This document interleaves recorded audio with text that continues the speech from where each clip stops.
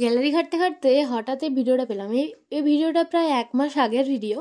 আর আমাদের ডিপার্টমেন্ট মানে আমরাই বেশিরভাগ এই মুড়ি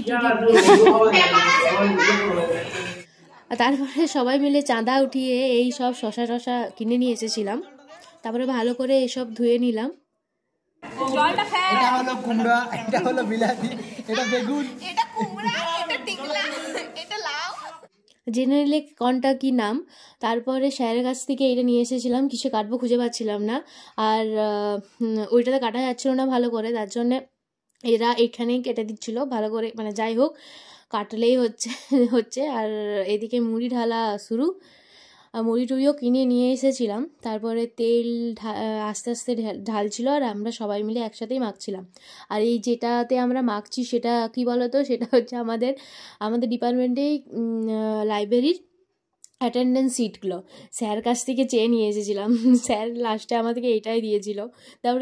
তারপরে আমরা সব কিছু দেওয়ার পর আমরা মাখছিলাম। আর এই ছেলেটা চেনাচুরই দিচ্ছিল না, নিজেই অর্ধেক খেয়ে নিচ্ছে চেনাচুর, যেন ওর জন্যই চেনাচুরটা কিনে এনেছে।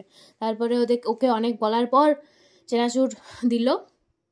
চেনাচুর দেওয়ার পর এইদিকে বাবা